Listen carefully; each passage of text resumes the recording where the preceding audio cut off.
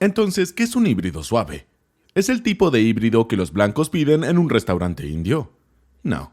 Un híbrido suave sirve principalmente para un propósito, y ese propósito es reducir las emisiones de CO2 de toda la flota de los fabricantes para que puedan cumplir la normativa y seguir vendiendo sus coches. Es más una afirmación que una tecnología que se pueda sentir realmente. Un híbrido suave es esencialmente un coche de combustión equipado con una batería adicional ligeramente más grande, normalmente de iones de litio y un motor eléctrico. Las baterías son de 24 o 48 voltios y suelen tener un tamaño inferior a 1 kilovatio hora. Suelen ser comparables en tamaño y peso a una batería típica de plomo ácido de 12 voltios, que también sigue presente en un vehículo híbrido suave, pero la batería de iones de litio suele tener un punch energético de entre 5 y 10 veces mayor. El alternador de un híbrido suave se llama ahora ISG, o generador de arranque integrado. En la mayoría de los casos no es más que una versión más grande, potente y modificada del alternador tradicional. Pero también hay casos en los que el ISG está empaquetado entre la transmisión y el motor, y por lo que está integrado en el volante de inercia. Esto se trata de un sistema más eficiente que elimina las pérdidas asociadas a la correa y hace que el motor sea más compacto, pero es más difícil y costoso de sustituir si hay problemas. La primera ventaja de un sistema híbrido suave es que la energía de frenado ya no se desperdicia en forma de calor. Cuando el vehículo frena, parte de esa energía de frenado es captada por el generador y almacenada en una batería de litio de 24 o 48 voltios. Y entonces, cuando vuelves a pisar el pedal del acelerador, la batería alimenta el motor, que ahora asiste al cigüeñal y proporciona un pequeño refuerzo de potencia al vehículo. Esto ayuda a reducir el consumo de combustible y también puede mejorar un poco la aceleración, aunque los efectos suelen ser muy pequeños, entre un 5 y un 10% o incluso menos. Pero antes de continuar, ¿habrán escuchado hablar de todos estos programas?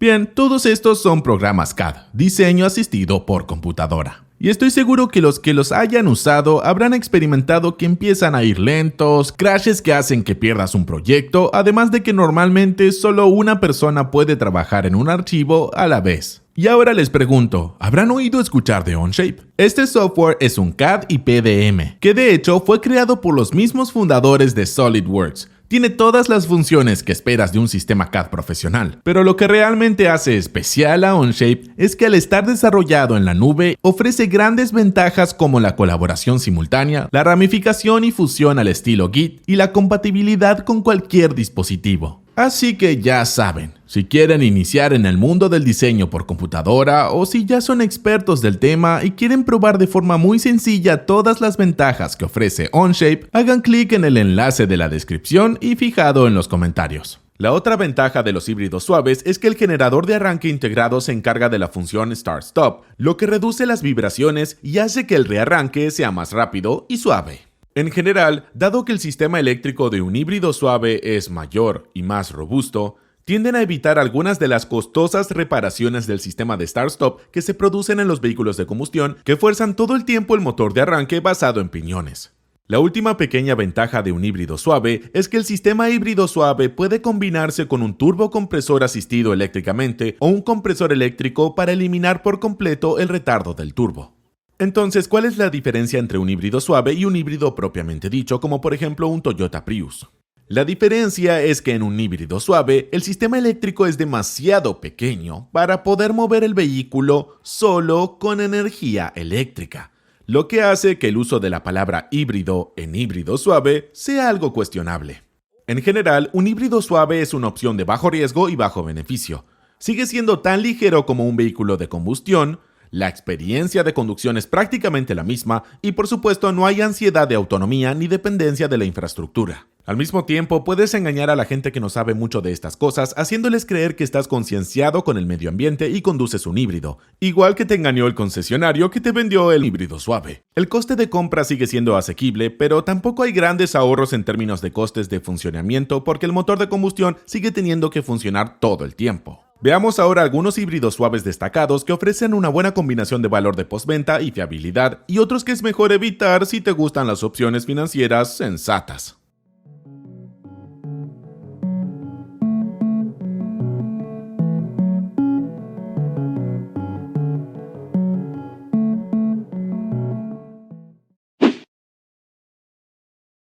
Bien, ahora nos estamos electrificando y podemos viajar solo con energía eléctrica. No muy lejos, pero podemos zumbar tranquilamente por el vecindario para impresionar a amigos y familiares. Un híbrido, también llamado híbrido autocargable o híbrido completo, es precisamente eso.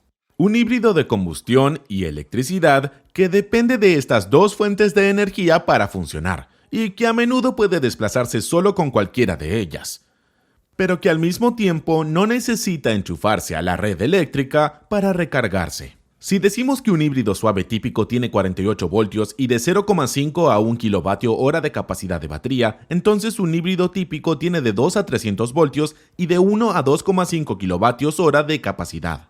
El resultado es que un híbrido completo puede mover el vehículo solo con energía eléctrica, y la autonomía suele ser de unos pocos kilómetros de desplazamiento a baja velocidad.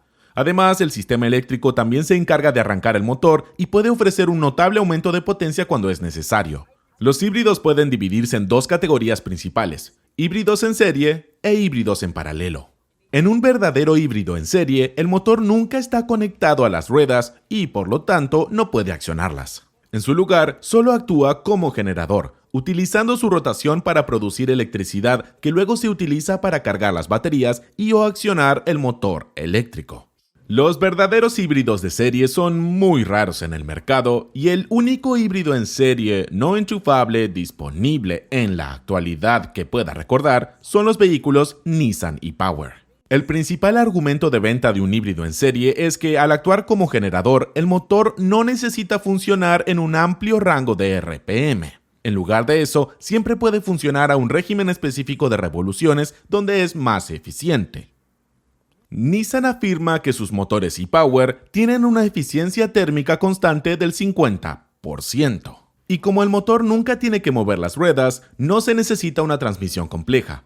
Otra ventaja para algunos compradores es que los híbridos en serie ofrecen la entrega de par instantánea, suave y sin cambios de un vehículo eléctrico, pero sin la ansiedad de la autonomía.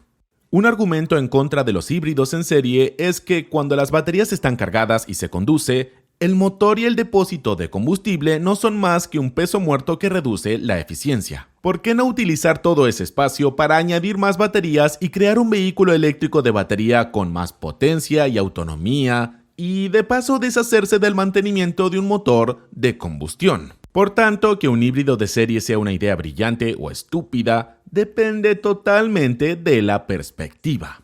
En cambio, en un híbrido paralelo, tanto el motor eléctrico como el motor pueden impulsar las ruedas. Pueden accionar las ruedas individualmente o combinar su potencia para una mayor flexibilidad y una potencia máxima más elevada. Entonces, ¿cómo gestionamos la potencia que cada una de estas dos fuentes transfiere a las ruedas? De ello se encarga la transmisión, que es el componente clave de todo híbrido paralelo, y existen dos enfoques principales. El primero es un conjunto de engranajes planetarios que Toyota ha hecho famoso. Este sistema utiliza tres entradas: un motor de combustión, un motor eléctrico y un motor generador para accionar los tres ejes del engranaje planetario.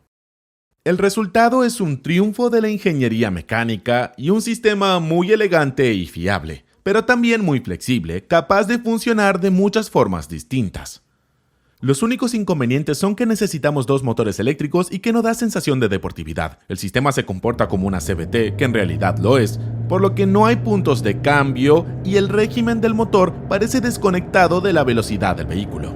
Para una sensación de conducción directa más tradicional, tenemos el otro enfoque principal de los híbridos paralelos, que consiste en tomar un estator y un rotor de un motor eléctrico e integrarlos en una transmisión automática existente, ya sea de doble embrague o de convertidor de par. De este modo, solo necesitamos un motor eléctrico y conservamos la tradicional sensación de conducción deportiva basada en el cambio de marchas. Aunque en teoría este sistema parece más sencillo y convencional, en realidad es el sistema de Toyota el que ha demostrado ser más sólido y fiable.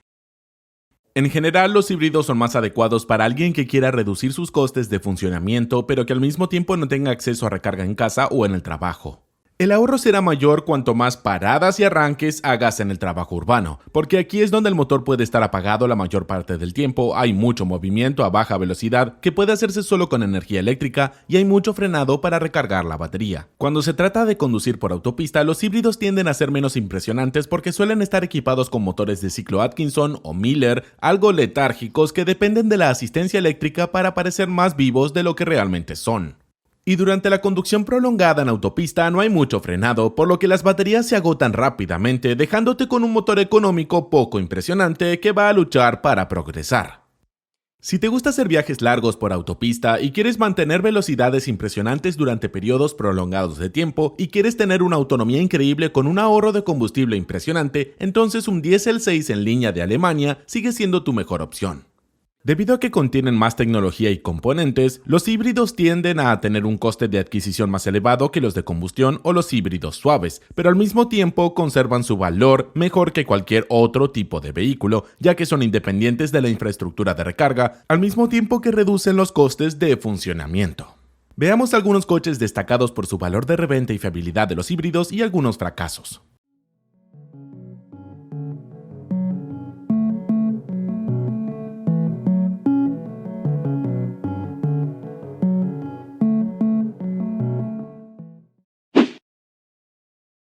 Los híbridos enchufables son fáciles de explicar pero difíciles de valorar. Desde un punto de vista son vehículos para todo. La comodidad de la combustión con los costes de funcionamiento de la electricidad, una respuesta fácil para las personas que no saben muy bien lo que quieren. Sin embargo, desde otra perspectiva, son tontos e ineficaces. Como ya he dicho, son fáciles de explicar. En cuanto a anatomía, son como los híbridos paralelos de los que ya hemos hablado. Tenemos un motor de combustión y un motor eléctrico y ambos pueden propulsar las ruedas. La única diferencia es que ahora las baterías son mucho más grandes y por tanto un híbrido enchufable puede recorrer mayores distancias a mayor velocidad solo con energía eléctrica. Algunos modelos más nuevos pueden superar los 100 kilómetros de autonomía eléctrica, mientras que la mayoría de los modelos más antiguos pueden recorrer entre 40 y 60 kilómetros en condiciones reales de conducción. Como las baterías son más grandes, el frenado regenerativo ya no es suficiente para recargarlas. Por lo que a diferencia de los híbridos suaves y los híbridos completos, los híbridos enchufables deben enchufarse para cargarse. Sorprendente, ¿verdad? Lo que esto significa es que dependen de la infraestructura. Por lo que si no tienes acceso a una recarga fiable en casa o en el trabajo, no es una buena idea adquirir un híbrido enchufable y a largo plazo tiene más sentido desde el punto de vista económico optar por un vehículo de combustión, un híbrido suave o un híbrido completo. Pero hay otro problema con los híbridos enchufables y voy a explicarlo con un ejemplo concreto. Este es mi coche familiar actual, un 2015 Kia Ceed tipo ranchera. Aquí están las especificaciones de este coche. Este es el coche que me planteé comprar, un Skoda Super B familiar 2025 nuevo. Volvería a comprar una ranchera porque tengo 2 hijos y las rancheras son prácticas. También me negué a comprar un crossover, creo que es una tendencia estúpida que necesita morir. Obtienes una mayor altura de conducción y peor aerodinámica a cambio de 0 habilidades todoterreno y el mismo espacio interior que un hatchback regular. No gracias. Ok, aquí están las especificaciones del Skoda Super B y como puedes ver tengo un coche que es medio metro más largo, pero tengo menos espacio en el maletero porque las grandes baterías dentro del Skoda ocupan parte del espacio del maletero. En realidad conduzco un 50% por ciudad y un 50% por autopista. Mis costes de funcionamiento en ciudad se reducirán sin duda, pero cuando voy por autopista casi siempre recorro más de 100 kilómetros y en ese escenario la batería se agota y acabo con un motor de 150 cb que tiene que mover 1900 kilogramos. La relación peso-potencia es en realidad un 30% peor en el Super B, lo que significa que mi ahorro de combustible será igual o peor que en mi actual coche de hace 10 años. En resumen, cuanto más conduzcas por la ciudad, más dinero ahorrarás con un híbrido enchufable, pero al mismo tiempo no puedes conducir demasiado por la ciudad porque si agotas las baterías, un híbrido enchufable será peor que un coche de combustión.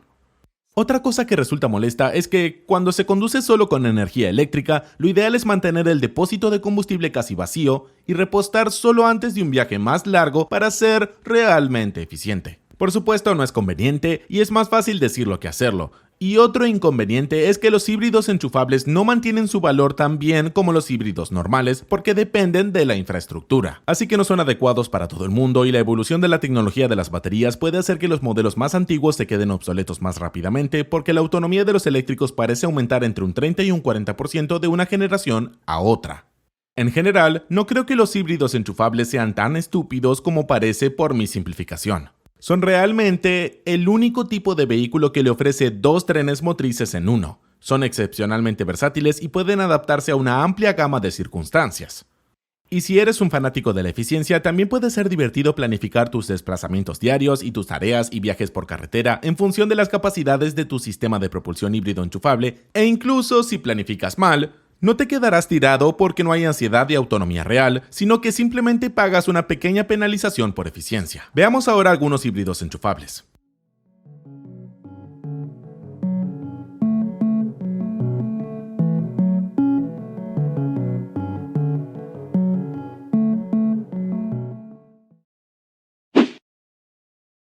Por fin nos estamos electrificando por completo, y eso solo puede significar una cosa: auténtica ansiedad de autonomía. En realidad no. Creo que la mayoría de la gente sobreestima de forma realista la importancia de la autonomía para su conducción. ¿Con qué frecuencia tiene que recorrer una gran distancia en un día? ¿Es realmente cada semana o solo una vez al año cuando se va de vacaciones? Las respuestas precisas a preguntas como estas son las que deciden si un VE tiene sentido para ti o no. Se trata de comprar un coche para el 90% de tu conducción en lugar de comprar un coche para una situación de una vez al año. Si solo necesitas autonomía cuando te vas de vacaciones, entonces tiene mucho más sentido económico alquilar un coche cuando estás de vacaciones y conducir un VE el resto del año, porque el ahorro de costes de un VE va a compensar el alquiler. En realidad van a compensar los costes de los alquileres múltiples, porque no solo te libras de los costes de combustible, también te libras de los cambios de aceite, la mayoría de los filtros, tus frenos y discos de freno van a durar más tiempo debido a la regeneración. En la mayoría de los países vas a pagar menos impuestos y matriculación, tus neumáticos no van a durar tanto, pero aún así los vehículos eléctricos son la categoría con los costes de funcionamiento más bajos. Otra cosa estupenda es que el panorama de los VE por fin está empezando a cambiar. Ya no estamos obligados a elegir entre una autonomía mínima, un poco cara y deprimente, y una autonomía aceptable, un poco cara. Ahora por fin tenemos vehículos eléctricos con precios atractivos, que parecen divertidos y que también son divertidos de conducir. Incluso tenemos vehículos eléctricos que se centran en la diversión. Ahora me gustaría pedirles un minuto de silencio por las carteras de los pioneros y los presupuestos gubernamentales que lo han hecho posible.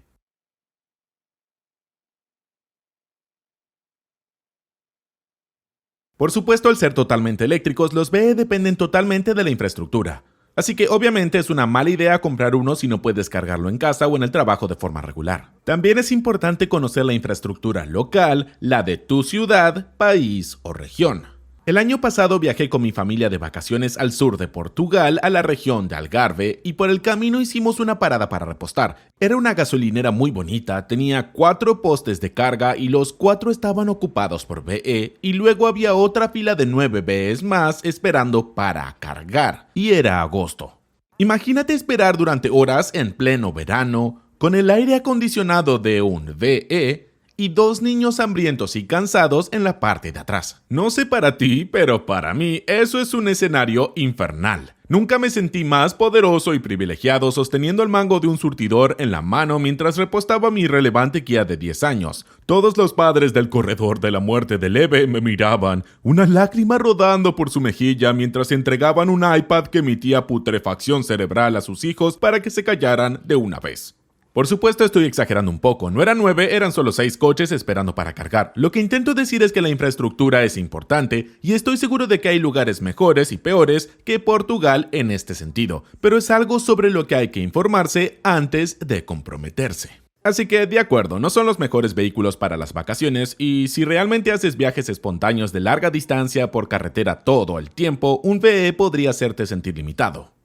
Pero para el tipo de conducción que la mayoría de nosotros hacemos la mayor parte del tiempo y que es la aburrida conducción urbana diaria, un VE es realmente mejor para la persona media. Silencioso, sin vibraciones y ofrece una entrega de par suave e instantánea.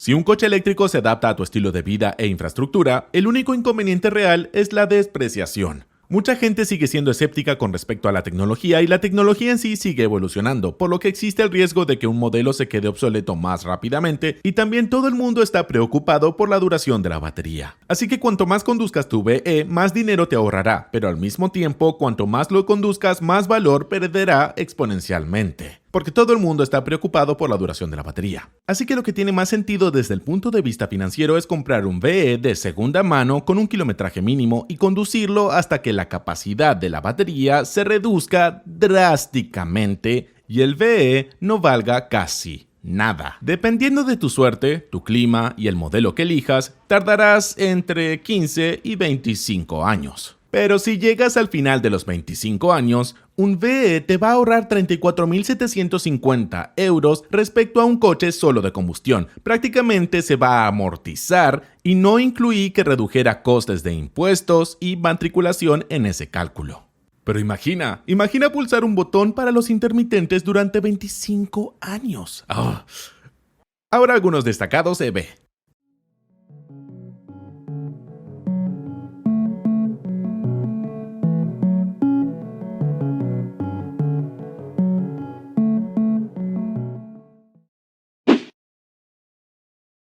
A pesar de la creciente competencia de la electrificación, los coches de combustión siguen siendo una opción familiar, probada y popular para muchos. En general, tienen menos piezas móviles, menos componentes eléctricos y son más ligeros que los híbridos, pero necesitan el mismo mantenimiento o incluso más frecuente porque el motor funciona todo el tiempo. Son notablemente más ligeros que un vehículo eléctrico de batería equivalente, pero al mismo tiempo tienen más piezas móviles y necesitan más mantenimiento.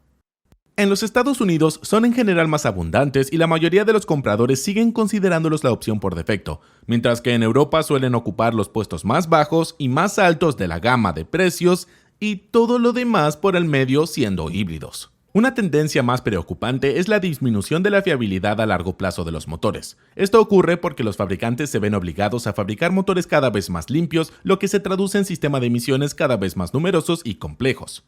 Al mismo tiempo, los fabricantes no están obligados legalmente a hacer que estos sistemas sean robustos, fiables o fáciles de sustituir y mantener. Así, cosas como la EGR refrigerada por agua, las cadenas de distribución ultrafinas, las correas de distribución sumergidas en aceite, los bloques de motor no reconstruibles, los segmentos de pistón de tensión ultra baja, los filtros de partículas diésel y gasolina, los intervalos de mantenimiento excesivamente largos combinados con aceites de motor de viscosidad ultra baja y cosas por el estilo, están haciendo que la propiedad de motores de combustión fuera de garantía sea potencialmente arriesgada, porque el mantenimiento puede suponer un porcentaje tan grande del valor del vehículo que simplemente no tiene sentido desde el punto de vista financiero seguir teniendo ese vehículo. Pero esto se trata de una tendencia más amplia y no desgraciadamente exclusiva de los motores de combustión. Un efecto secundario interesante de este fenómeno es que determinados modelos antiguos que han sido identificados y que se perciben como robustos o fiables o fáciles de mantener, su precio ha empezado a aumentar en el mercado de segunda mano a pesar de que su kilometraje suele ser muy elevado. Otro fenómeno es que los coches más antiguos, los V8 o los deportivos, que tienen un estatus icónico, su precio también está aumentando debido a que se percibe su extinción en el futuro, lo que los convierte en una inversión potencialmente bastante buena. En cuanto a los diésel, los turismos diésel se están convirtiendo en una especie de producto de nicho en Europa, porque cada vez es más difícil justificarlos económicamente a menos que se haga mucho kilometraje anual por autopista. Con mucho me refiero a 30.000 kilómetros o más por carretera. De lo contrario, el aumento del precio del vehículo, los impuestos, la matriculación y el mayor mantenimiento van a compensar con creces el ahorro de combustible. En general, es una buena idea hacer un montón de kilómetros de carretera con un diésel, ya que garantiza la fiabilidad a largo plazo de su filtro de partículas diésel, que como sabemos es un elemento de servicio caro. En general, los coches de combustión son menos vulnerables a las tendencias del mercado y a los cambios tecnológicos, por lo que tienden a despreciarse menos que los VE, pero no pueden equipararse a los híbridos completos porque no tienen la misma percepción de ahorro a largo plazo. Así que ahora vamos a ver algunos coches destacados de combustión y luego vamos a terminar el video. Háganme saber en la sección de comentarios si están de acuerdo con mis selecciones de coches destacados y mi tabla o no. Depende totalmente de ti. Como siempre, muchas gracias por ver y nos vemos pronto con más cosas divertidas y útiles en el canal de D4A.